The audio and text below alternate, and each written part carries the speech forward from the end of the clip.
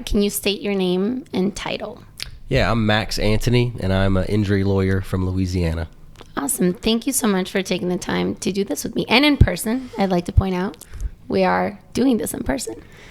All right. So tell me a little bit about your firm, how you got started, your background, anything you think is relevant. Okay, so my firm is Antony Law Group Injury Attorneys. We're a small firm that's in West Central Louisiana, and we are on, I like to say, the climb. We're just getting started. I'm the only attorney at our firm now. We have 4 support staff that runs our operation. But Maria, it wasn't easy, especially, not walking into a law firm and kind of starting an injury firm in this environment from scratch has been very difficult. But I'm from Louisiana. I went to college in Monroe, Louisiana. I ended up going to Dallas, Texas for law school and worked over there for a big insurance defense firm. Moved back to Louisiana, where I'm from. I worked at one of the biggest defense firms in Louisiana. Can you say? Yeah, it was Gold Weems Law Firm in Alexandria. North of I-10, they're one of the largest firms. A lot of the big firms are down around Baton Rouge, New Orleans, but they're in Alexandria and have, a great firm there. I worked there for a few years. I clerked there in law school. That's how I ended up back there. But I left there, and I actually became an assistant district attorney in our small parish. And so in 2015, when I came back to Louisiana, I started I started at Gold Weems. Let me scratch that. When I came back in 2015, I went back to Gold Weems, worked there for 2 years. And so in 2017, I made the leap of no longer being a traditional work at a law firm attorney and kind of morphed into an entrepreneur, starting my own firm. So that's when I joined the DA's office and started Antony Law Group, and that's in 2017. So you guys have been open for 5 years now? 5 years, yep. Congrats. Yeah, thank you. So let's talk about what was tough and what was like the first step. And actually, let's even back up a little bit further. What made you decide to start your own firm? Well, in Louisiana, it's kind of an interesting dynamic because Louisiana, to my knowledge, is the only state that allows you to be a state employee as a prosecutor, but also have your private firm. Yeah, that's crazy. Yeah. When you said that, I was like, I think I heard that wrong. What's wrong with me? No, so like when I would practice in Texas prosecutors, you're a full-time prosecutor. But Louisiana, and especially in the rural parts where I'm from, to get quality lawyers to work for the state, they also allow you to have a private firm. Conflicts is a big issue we always have to deal with. But yeah, so about 50% of my time, I was a full-time prosecutor. And then all the other ADAs had their private practice. So I was like, well, I guess I need a private practice. And so, in a matter of a couple of weeks, started up a law firm and kind of bootstrapped it to where we're at today. So that's the norm. That is the norm, yes. And like I said, we're not in Baton Rouge or New Orleans. We are West Central Louisiana. Yet. We are. We're moving. We're getting bigger, which is great. But yeah, that is the norm. We had 5 prosecutors, and all of them had a private practice. And are the salaries lower typically just because they assume you're going to go start your own private practice? Surprisingly, no. They're pretty commensurate for as a full-time prosecutor. You get a warrant from the state of Louisiana for a portion of your pay. Then you're also paid with state benefits through the police juries and the parishes. And I'm saying parishes in Louisiana. Our counties are called parishes. Yeah.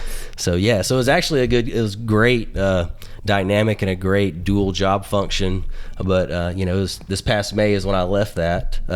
The state jobs. I was there for 4 years, and now we focus 100% on Antony Law Group Injury Attorneys. That's amazing. You said it was difficult starting a firm. What was the most difficult part about it? Well, it's what they don't teach you in law school, and that working at a larger firm with multiple attorneys, you get spoiled. When I worked at the Gold Weems Law Firm in Alexandria, I showed up to work, got to work on legal research, doc review, drafting stuff. I could be a lawyer all day from 8 a.m. till whenever it was time to clock out when I had my billable hours. But when you start your own firm, especially, it was just me, initially, no employees, just me. And so it's like, well, one, I got to get a website, I got to get a business phone number. I got to find office space. I got to get my own insurance. We were at the firm, and traditional firms, you're kind of babied, Well, you're not running a law firm. No, you got a job, right? It's a job, and I always say that it's so difficult to do one thing right. Now you have to do 2 things right. You have to practice law if you're a trial lawyer right, and now you have to run a business, right? And now your time is split between these two things that are both, I would argue, equally important. And plus, I'm a business owner. It's tough running a business. It's very tough. Yeah, it's so tough. And that was when, and I actually started December of 17. It was just me. But then when you start adding employees, and you start adding marketing and you start adding all these pieces to the pie, it's stuff that you don't have any experience with, and then payroll tax, just different types of you don't know what you don't know. Self-employed. Yeah, and in law school, there wasn't like, hey, here's a class. You need to know all this to start your own firm, to hang your own shingle. You kind of figure it out as you go, and that's scary. I did have kind of the help of that state job of being a prosecutor. I knew that I could pay my bills that month and feed my family. Yeah, that's awesome. Yeah. I mean, I would say that that's like having your cake and eating it too. And I'd never heard of that. That's amazing. And it was, I did it for 4 years, and it was a blessing. State insurance, state retirement. I mean, I had the best of both worlds. But you're balancing two jobs. But one, unfortunately, in that scenario, one part of my job had to diminish because I was so busy in both. As I became a felony prosecutor and got into more serious crimes that I was prosecuting, it took more time. What kind of crimes were you prosecuting? I did everything. I did all misdemeanors. I handled the juvenile delinquencies and child in need of care cases, and I got all the way up to kind of mid-grade felonies. I never did any type of murder prosecutions, but I handled drugs, batteries, anything felony grade that wasn't a capital offense. And do you like PI better?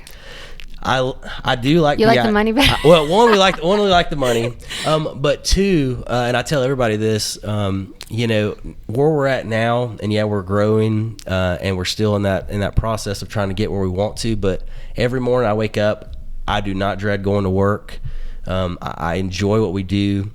I was lucky because as a prosecutor and a private injury attorney, we help people that can't help themselves.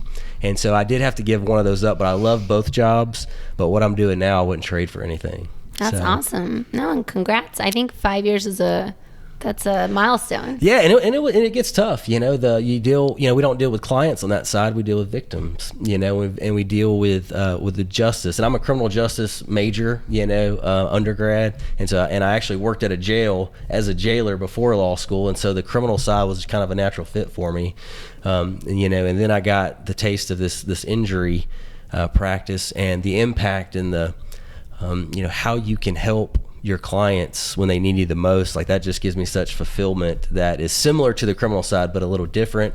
And to be honest, I am an injury attorney, but I'm not what you would call a traditional litigator. And I have some other stuff I'd like to share to help younger people, but I'm not necessarily a trial attorney. I kind of like the business side of it, and that's kind of where we morphed into where we're at now. So what was the first step? What did you do first? You incorporated, and then what? Well, we incorporated, and then we had to figure out, we're self-employed. We had zero marketing budget. It was like, well, how do we get clients? And so I was very fortunate. Where I'm from, I came back home to a small parish. In our city, we have 9,000 people. Think about that. 9,000 people in our city. In our parish, we only have 42,000 people. And so it's kind of a small area when you get to think about it. And so luckily, both of my family is from that area. My wife's family is from that area. And so I had a good source of business of just people knowing me. And so it was capitalizing on that. Once we got incorporated, it was like, okay, how do we let everybody know what I'm doing now? Because before, I couldn't help. I was representing businesses and insurance companies and not people in our communities. And so that was kind of the next step of figuring out how to do that. What did you do? And what I'm a huge proponent of, what we did, and actually I learned a lot from Ali Awad, who spoke at the Brain Trust Legal Conference today. But we leveraged social media to get out our message and to get out what my firm and what I do and what we practice. So what's really funny? We did your website. Yes, you did. Very well. And I've told you this before, I've gotten calls from people that saw you on social media. 2 calls. And I remember thinking, this guy's in the middle of nowhere. And I've gotten 2 people that have said, hey, I saw you did this website. I liked what you did. Can we talk? And I'm like, and I would ask them, but isn't he in the middle of nowhere? Like, how are you finding him? And they're like, oh, he's really big on Facebook. And I remember, like, I think I messaged you and I was like, what are you doing? Yeah, and so that was kind of the missing piece. You know, Marie, we did that with LawRank this past December 2021. I think we finalized it first quarter of 2022. And it wasn't until my firm was able to lock down that central piece, the website that y'all put together for us, because that's where a lot of our traffic goes. And we were using social media for awareness, and not until we were able to use the website to direct the social media traffic to is when now we're seeing, you know, we're just at a different point. You know, we sit here, it's the end of September. We just started this in January, and we capitalized on the social media attention and traffic, shot it to our LawRank website, and it has repaid us. I mean, it's just, the return has been insane. And again, just as a frame of reference, we're in West Central small Louisiana, okay, you know, and so it's just, even there it has an impact, which is a more conservative, sparsely populated area. And so that's what, when people reach out, I tell them the same thing. I was like, look, you need a website and you need social, and if it worked for me in, you know, West Central Louisiana, it'll work for you wherever you're at and whatever city you're in. That's amazing. I'm so happy to hear. Now, what was your first hire? So my first hire, again, they don't teach you how to hire in law school. There's no classes on that. There's not a lot of stuff you can do with that. I know, it's so interesting to me because I don't know if you know this, but my background, I worked at AT&T for a very long time, and I feel like I had the best like training possible because they teach you how to hire, how to fire, how to manage, how to do pricing, how to set goals, how to, you know, even keep inventory, which doesn't apply to either of what we do, but it was the best training possible, and their processes are amazing. I feel like I learned more at AT&T than you guys learned in law school. Well, and even in law school, teach you nothing. Even when I got to different insurance defense firms, you don't learn nothing there either, because you have an office manager hired and firing. If you have a problem, you don't deal with your directly to that person that's working there. You deal with HR. And so lawyers, you know, unlike your experience with AT&T, you know, we can't even observe how other people, you know, handle employees. So with us, with my firm, you know, it was trial and error. My first hire, just to tell you our budget constraints, our first hire was a part-time high school student that came in and started answering phone calls for us, doing Excel spreadsheets and different items. You know, we have more from there, quite a bit, but that was our first hire. If that'll give you any perspective of where we started and, you know, where we're at now. And what was the first tool that you purchased? Like, not tool. What was the first software that you implemented or purchased? Well, as far as the first tool that was the most impactful, the website. I know that's not necessarily software, but that was a larger purchase that we made and invested in that has given us so much return. The second one is, you know, when we started earlier this year, when we launched the website, you know, we had an active case list, you know, and again, this is going to sound small, but, you know, about 30 injury files at one time. You know, some would settle, we would get new clients, but usually our current file capacity was about 30. And then now we're at 125. Oh, wow. Yeah, and so that we're talking, you know, 9 months later. And so with each injury file, and injury lawyers would understand this, but there's so much stuff to it. And if you're just trying to do it with a Dropbox and, you know, some Excel sheets, you're going to get lost pretty quick. So we invested in CasePeer, Awesome. which is you know, they have been fantastic.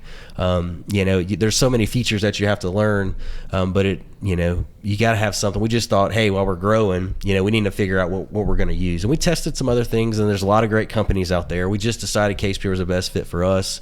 And without that software, especially in the injury practice, you have to have that software to keep everything straight. Absolutely. And CasePeer is what we recommend for smaller firms. Right. And that's what it seemed to be the best fit for us. I agree. It's an out-of-the-box solution. It's great. It's not the only one that's great. There are many that are great. Right. But I'm glad that that's what you went with. Yeah, and it has so much capabilities that we're trying to put everything in one place, texting with clients, shooting off correspondence with them, keeping track of everything. So we've been really, really happy with it. Now, as we grow, we'll see what works for us. But we have definitely used CasePeer. We use DocuSign because nowadays, especially when we get a lot of our Facebook leads, because that's where we get over 50% of our cases is from Facebook. That's crazy. Yeah, it's. And are you only getting them out of your location, or is it expanding out? And so, my strategy was, I'm no Gordon McKernan. He spoke here at the conference. He is a sensational guy. Just without having a budget, you got to figure out, how you find your market. And so where we're at, it's an hour from the nearest big city. And so I focused all of my resources, and budget to marketing to my little area. And so we really focus on one parish to start. And so we would hit that parish with, they'll see our billboards, they'll see us on Facebook, they'll see our YouTube ads, because there's not a lot of competition in this rural area. And as we got clients, every quarter we try to expand. We just opened an office in the parish south of us, to try to expand our circle. And now we're marketing to that circle. And so as we grow, and our budget for marketing grows, that's kind of our, that's our game plan. So we pull out as many cases as we can from a specific small area and then just kind of expand. But yeah, it's been all from West Central Louisiana. We don't market anywhere else. We're north of Lake Charles, west of Alexandria, and south of Shreveport. That's crazy. And who records your social media and YouTube videos? Yeah, and I tell everybody, speaking of YouTube, is that's such an underutilized tool that I tell my colleagues and other people from across the United States who reach out and how we do what we do, is that there's not a lot of, especially lawyers, advertising on YouTube. And our YouTube campaigns get the most excited. People we watch YouTube for TV now, and they'll see our ads, and they're so inexpensive. What do they cost, And again, this is very, very small, but we can spend $100 in a week on a small YouTube and get, such a great return. I know that sounds like not a lot of money. That's amazing. But because there's no one else where we're at, we're not in a market that's saturated with a lot of lawyers.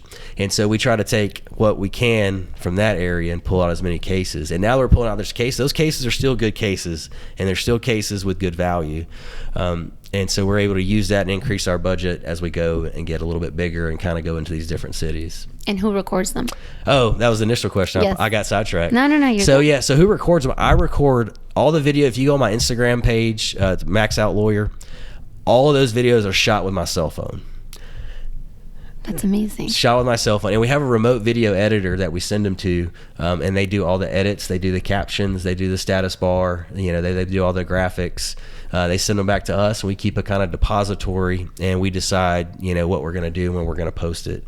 And that's another thing, with social, with all of our cases, I say not all of them, 50%, if I had to break it down, 50% of our cases come from Facebook.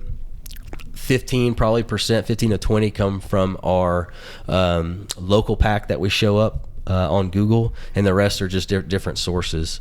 But yeah, we definitely utilize social media a lot. Dude, you're like the perfect testimonial for Ali. Have you done a testimonial for him? I have not. I went to his summit last December, and really that was kind of what kickstarted. I know that I haven't had a chance to see him today, but he kind of kickstarted the whole thing. And I've had some calls with him over the time, paid for his time, because he knows, and he's been in the trenches, and he knows how this stuff works.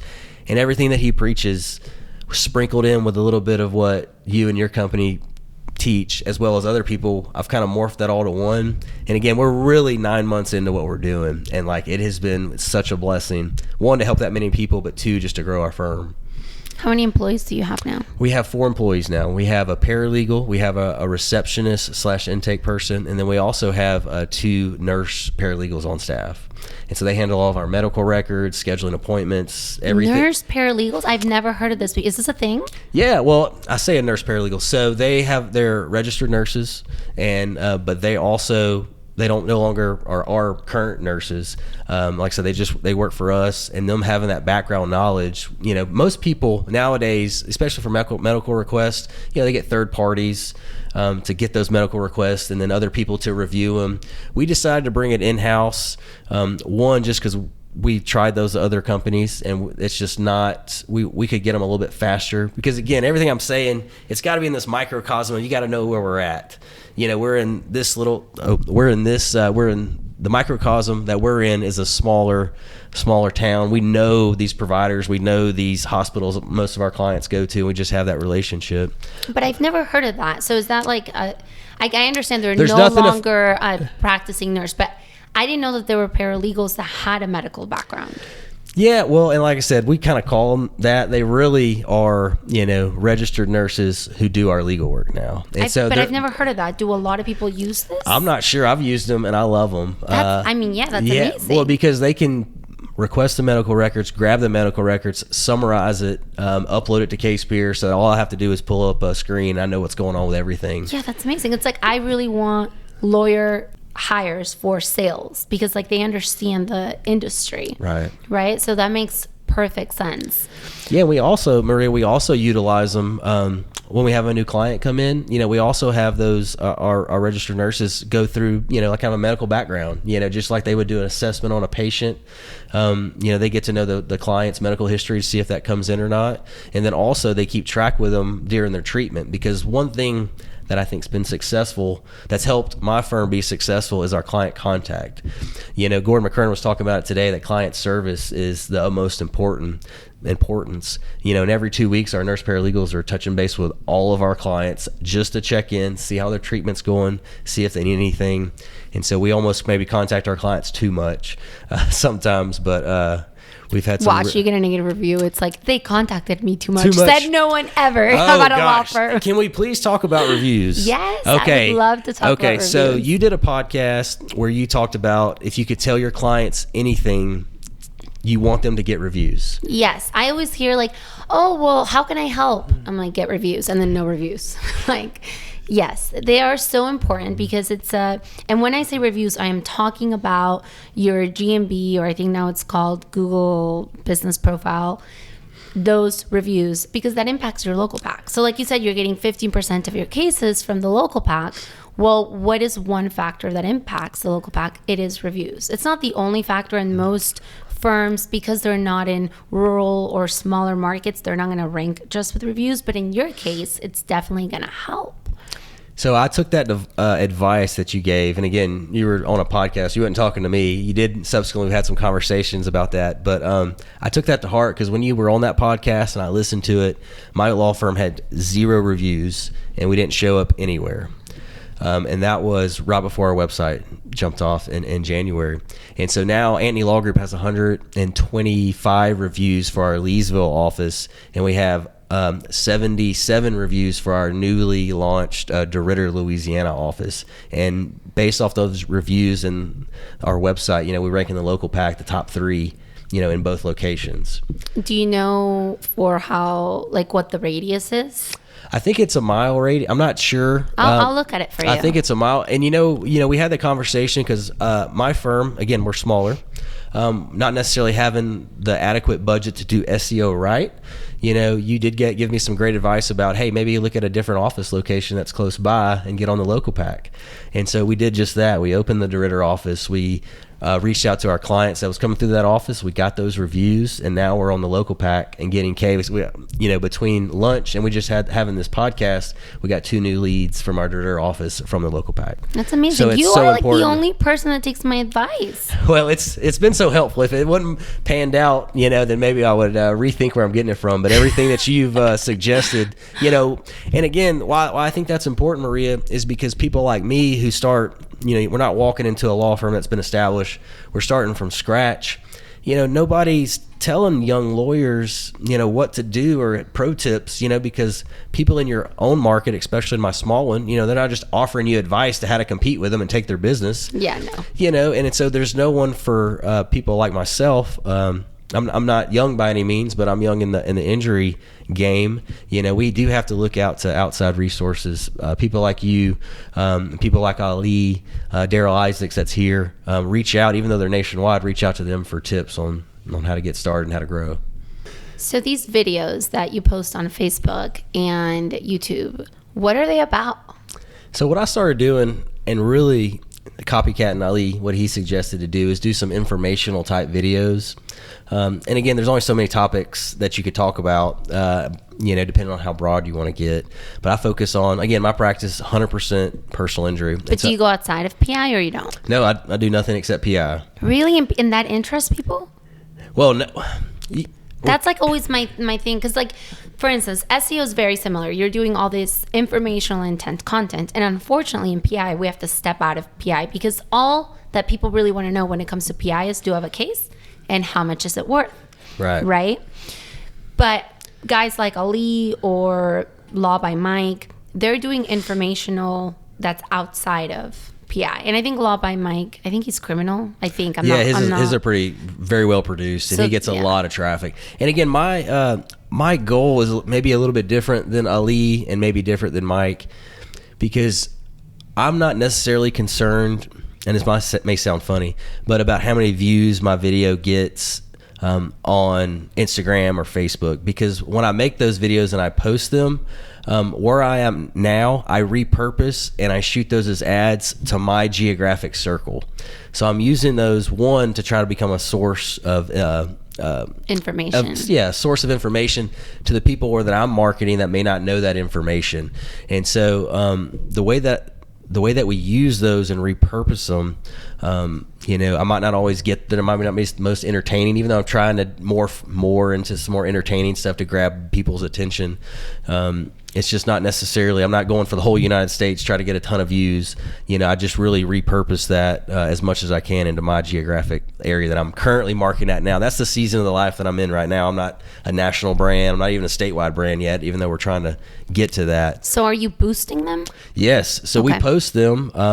And the ones, kind of like Ali are references, the ones that, get a little traffic, we boost those on, and I say boost, we've now since started running them as official ads, because there's a difference between boosting a post versus creating an ad. I did not know that. On Facebook there is. I'm not so sure about Instagram, but on Facebook there's different, you can have different audiences and you get different analytics when you actually run an ad on Facebook, as opposed to, hey, I'm gonna post something and I'm gonna hit that little button that says boost and go that way. You get more analytics. What about Instagram? Are you also running ads on Instagram? Yes, we do those, and the way that it's set up, we run those ads. When we run them on Facebook, they have a tab, hey, you can run them on Instagram in the same geographic area, and we do that too.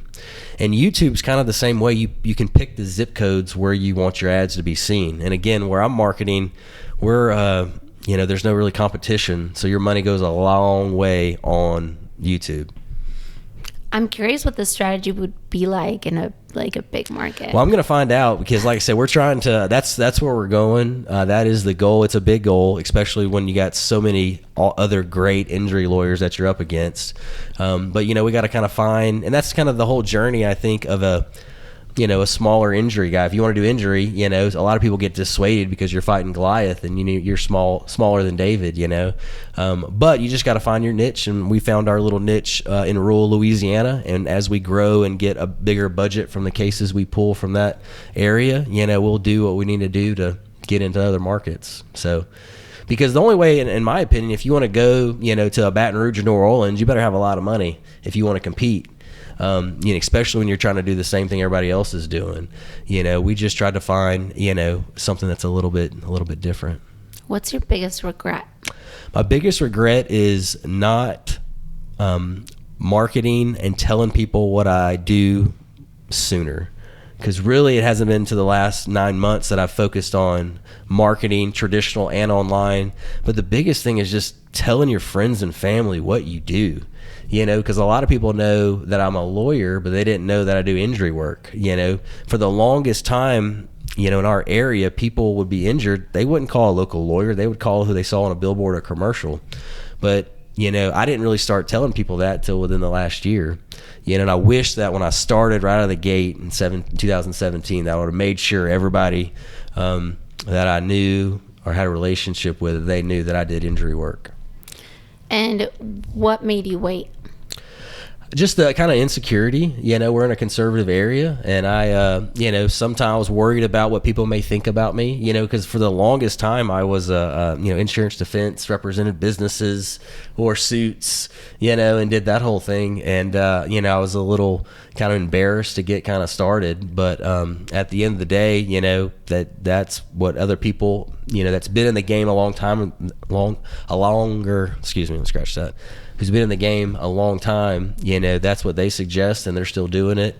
And honestly, you don't know if it's going to work. That's the scariest thing as a small firm is like, look, you spend all your resources, you burn your ships, and you go after it. There's no guarantee that it's going to work. All you have to do, is just, if you believe it and you put everything you can into it and work hard, if it works out, great. If it don't, you gave it your all. That's all you can do.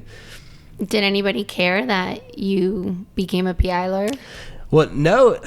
It's funny you say that. Zero person ever said anything to me about, I still get the hey, ambulance chaser jokes, but it's all in good fun. It's actually been rather supportive from everybody, because a lot of people's like, well, I didn't know we had anybody around here that did this. I thought we had to go, an hour and a half to the next big city to get somebody to represent us in our car case, and that's the thing that I find about rural, whether you're in rural Louisiana, rural Texas, rural anywhere, I think, there's kind of a niche there, and that's kind of our slogan, is trust local. That's one of our marketing things that we do, that you can get quality service on your car wreck case, but you can also walk in the door and talk to me directly about your case. And as you grow, that gets a little more tricky, but as long as I can do that physically myself, meet with my clients, talk to them, that's something we pride ourselves in. And I think people in rural areas, they have the same catastrophic injuries as anybody else in a big city. It's just finding your market and going after it. Yeah, a car accident is a car accident. That's it. And I'll tell you another thing that's unique for people. There are some others all over the United States, but Leesville, where my main office is, we're next to a military installation called Fort Polk. And any time it could house 20,000, 30,000 soldiers. And so in Shreveport, Louisiana, which is north of us, there's another military base there. And so we also do a lot of military marketing for soldiers that live on or near base. We kind of incorporated that into our equation also when we're doing our marketing. That's awesome. It sounds like you really found what works, and really in a market that I think most lawyers would say, there's no way I'm going to be able to generate cases out of here. Everybody's always trying to go into the bigger markets, but you actually found a way to generate, you said you have 125 active cases. And again, that's the way that, cases are always settling and you're always getting new cases. But we started off low, and like I said, now it's 125 active docket, and we grow. Like I said, we're just growing, which is kind of crazy. And another thing that I did, not only did I niche down, but I went all in. I changed my firm name. I remember you emailed me. Yeah, I was like, hey, I want to change it, Antony Law Group Injury Attorneys. And we did that. That in a small town, that dissuades anybody else that may have something else they may want you to do, because attorneys in my area, they do everything: family, divorce, criminal defense. They're everything. That's very, very common in rural areas. And that's really the only markets that actually support it for SEO purposes. If we go into Miami or Houston and somebody does it all, it's not going to work. Google is going to go with a specialized website. Right, and the reason why we did that, one, I heard, I believe it was you. You said, should somebody ask you the question, hey, should you have that injury attorney or car wreck lawyer in your name? And you're like, well, yeah. If you have that opportunity, then do it. And so I did it. Again, you're the only person that takes my advice. Now, if there's a lawyer that wants to start their own firm, can they contact you? Absolutely. I am an open book. And again, I'm kind of taking what these other more mainstream lawyers, like I was telling you earlier, Gordon McKernan, I had a question on a NIL, name, image, and likeness collegiate partnership you can do with athletes now. So I reached out to Gordon on Instagram. I said, hey, man, I'm doing a bunch of these with some local superstars for NIL deals. I see that you're doing them with LSU Tigers athletes. I got a couple of questions. He gave me his cell phone, and then he called my cell phone, Gordon McKernan, right? Wow. And same thing with Daryl Isaacs. I had a question about the conference. He shot me his cell phone number. Yeah, but he gives that phone. He gave it to Chava earlier today, who's sitting right in front of us. Hey, don't make me feel not special, okay? Because Daryl Isaacs gave me his number. I know, and you are special, but Daryl knows that I give him a hard time that he gives it to everybody. Yeah, you're not special either, Chava. Yeah, and that's kind of the common theme. Same thing with Bob Simon Law Group, Mark Anajar. I've talked to him. I've referred him cases down in Florida we got. So anybody that has questions about niching down into less populated area, please reach out to me on all handles, Max Out Lawyer. I'm happy to get my cell phone out. Anybody that has questions, and again, I'm not there yet. We're on the grind, but we've sacrificed everything to make this work, and it's paying off, even in a short amount of time. And we're going to continue doing what we're doing. But I'd love to help anybody. I'm an open book when it comes to that. How did you get past your fear?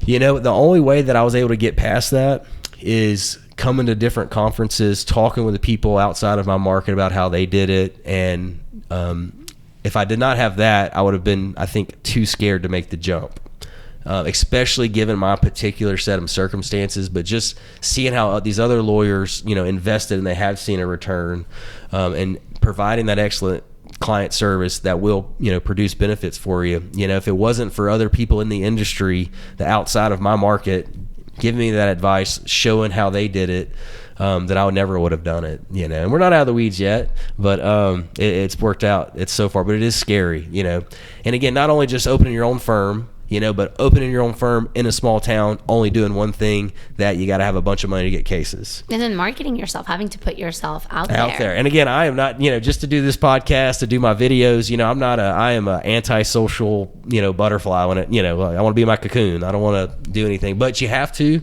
And the more you do it, the better you get at it. That's what I would tell anybody who's kind of scared to pop out their iPhone, take some videos, edit them, put them on social media. Just do it. Because it works, and that'll give you one leg up on other attorneys, who are kind of doing the same old things they've been doing forever. So, what's crazy? We spoke regarding your website almost a year ago. And I know because I was actually in Cabo. Oh, okay. Yeah. And so that's why I remember having that conversation with you. And how far have you come in a year? It's come a long way. Like I said, we've grown exponentially. We're adding people. We're already looking to hire someone else. Our new office space we just remodeled. We're already out of space. But I will tell people, get another office somewhere else. That's it. Well, we're already looking. Okay. But I would tell anybody who's kind of just getting started like myself, whether it's in injury law or something else. There's people that want to help. There's companies that provide support services that want to help, that can give you some good advice. And I would just stress to those young lawyers, don't be scared to reach out for help. Did you have a mentor? No personal mentor. The only mentors that I have is the people that I follow and now have a relationship from online. Because like I said, it's a struggle. It's a struggle in the legal industry, especially where you practice, to get some helpful tips from the people that you practice against and are competing with. But like I said, I just feel blessed to be able to kind of get out of my cocoon and reach out to people like Law Rank, like yourself, but also like the other support services and other lawyers on the national stage, because I have not found one person in that arena that's not willing to lend a kind word, encouragement, and say, hey, this is what I did, this worked, this didn't work, but they're willing to be an open book for young people like me. It's crazy how much social media has changed our lives. And I know we can say so many bad things of course, about social media, but this is a theme that comes up a lot. People will say to me, I was really scared to reach out to Bob Simon, but I did, and he was so helpful. Oh, yes. And were you scared to reach out? Oh, absolutely. Like before I sent that message to Gordon, I was like, I'm a nobody. He's Gordon McKernan, and the same thing when I reached out to Bob, I was like, this guy is, hundreds and hundreds of millions of dollars, this, world-class lawyer, in 5 minutes he shot me his cell, just super nice guy. But this whole theme is just getting over your fear and just doing it. If it fails, make a decision and go forward. But you'll never know unless you try and go out on a limb, and that's hard for somebody, especially like me getting started. You got a family. I have a wife and two beautiful girls, Stella and Lila. My wife's Megan. But it's hard when people are counting on you, to pay the bills, and whenever you're trying to do something that's, sometimes it's tough. So how did you stay positive? Again, I just coming to conferences, kind of like this Brain Legal Trust. Like I said, I went to Ali Awad's conference. I'm going to the CRISP conference in November. But it's just stuff like those along the way kind of help, help keep you going. They give you some motivation, because this is kind of the highlights, because every day when you're off is grinding, and you're trying to make payroll, you're trying to fund cases when you're getting massive amounts in, but that other ones haven't paid out yet. You got to come up with some creative financing. This is stressful. It is such a grind to do a good job for your clients, to run a small business. And if you don't have something that keeps pulling you along, it gets hard. Okay. So anyway, I found some comfort and encouragement just from one, these conferences, but two, just having regular correspondence, with people in the industry. So it helps. So you heard that. Network, go to conferences, or even just network digitally. I know a lot of people that never go to conferences, but they have an online community. And social media doesn't have to be this negative thing, right? I think it gets painted in a bad picture. And again, there's parts of that social media that I don't care for. But one, it's changed my life, it's changed my business, and it's developed a lot of great relationships along the way. That's awesome. Well, thank you so much. Yeah, thank you for having me. I really, really appreciate it. Like I said, you have a list of, some world-class attorneys that's been on your podcast. So I'm just very blessed and thankful that you allowed me to come here and spend some time with you today. No, thank you. I appreciate it.